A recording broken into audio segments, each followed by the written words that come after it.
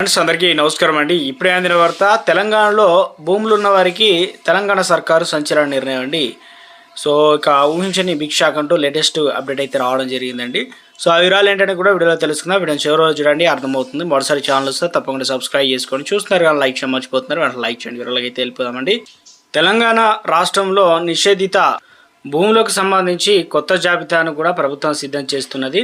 ప్రభుత్వం అసైన్డ్ అదేవిధంగా వక్స్ దేవాదాయ సీలింగ్ భూముల లెక్క అయితే తెలుస్తుంది అన్నమాట. ఇందులో ముఖ్యంగా వివాదాస్పద పట్టా భూములు ఉన్నాయి. అదేవిధంగా ఐటీ, ఏసీబీ, సిబిఐ సీజ్ చేసినటువంటి ఆస్తులు కూడా ఇందులో లెక్క పెడుతున్నారనమాట. సుప్రీంకోర్టు ఆదేశాలతో కొంతకాలం తహసీల్దార్లు ఈ ప్రక్రియను స్పీడప్ చేయగా మరో 3 వారాల్లో రిజిస్ట్రేషన్ నిషేధిత జాబితాను కూడా సిద్ధం కానున్నట్లు తెలిసిందనమాట. దీంతో త్వరలోనే మనకి లిస్ట్ అనేది స్టాంప్స్ అండ్ రిజిస్ట్రేషన్ శాఖ వెబ్సైట్లో అప్లోడ్ అయితే చేయనున్నారనమాట. ఇందుకు సంబంధించి సో అంటే ముఖ్యంగా ఏదైతే సిసిఎల్ఏ వర్గాలు అయితే తెలిపాయి, అయితే వీటిపైన ప్రజలు నుంచి అభ్యంతరాలు స్వీకరిస్తారా, ప్రతి ఊరిలోనూ ఈ లిస్టులు అందుబాటులోకి ఉంచుతారా లేదా అన్న విషయం ఇంకా క్లారిటీ అయితే లేదనమాట. 7 దశాబ్దాలుగా లక్షలాది మంది భూములు సెటిల్ అయ్యాయన్నమాట.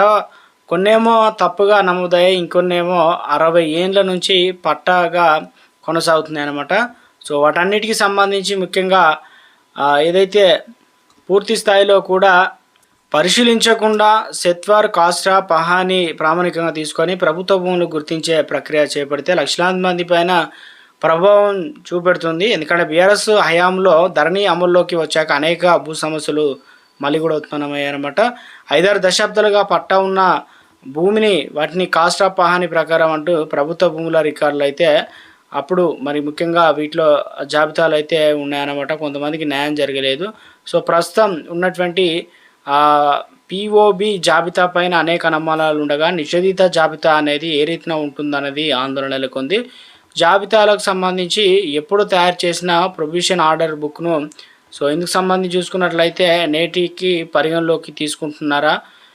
ఇందులో వచ్చేసి రిజిస్ట్రేషన్ చట్టం అనేది 1908 సెక్షన్ 22A ప్రకారం 1999లో జారీ చేసిన గెజెట్ నంబర్ 23 ద్వారా పేర్కొన్న ఆస్తులపైన పేచీ నడుస్తుందన్నమాట. 2007 ప్రకారం రూపొందించినటువంటి జాబితాలో చాలా తప్పులు అయితే ఉన్నాయన్నమాట.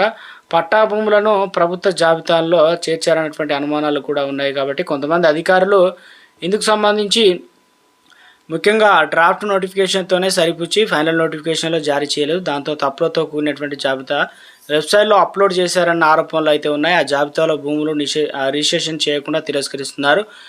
కలెక్టర్ల నుంచి ఎన్ఓసి తీసుకురావాలని కూడా చెప్పడంతో ఇబ్బందులు అయితే పడుతున్నారనమాట. దీంతో బాధితులు అధికారుల చుట్టూ ప్రదక్షిణలు అయితే చేస్తున్నారనమాట. 19/2007 జాబితా సవాల్ చేస్తూ అనేక రిట్ పిటిషన్లు కూడా దాఖలు చేయగా దానిపైన హైకోర్టు 6 సింగిల్ జడ్జిలు అయితే తీర్పునిచ్చారు. అందులో అనేక సూచనలు అయితే చేయడం అయితే జరిగిందనమాట. సో ఇందుకు సంబంధించి 1958 కంటే ముందు జరిగిన అసైన్ అంటే పరిగణలోకి తీసుకొని వాటికి సంబంధించి ముఖ్యంగా నిషేధిత జాబితాలో పేర్కొనవద్దని చెప్పేసి క్లియర్గా చెప్పడం అయితే జరిగిందనమాట. సో ఇందుకు సంబంధించి అయితే భూములకు సంబంధించి సంచలన నిర్ణయం అయితే తీసుకోవడం జరిగిందండి.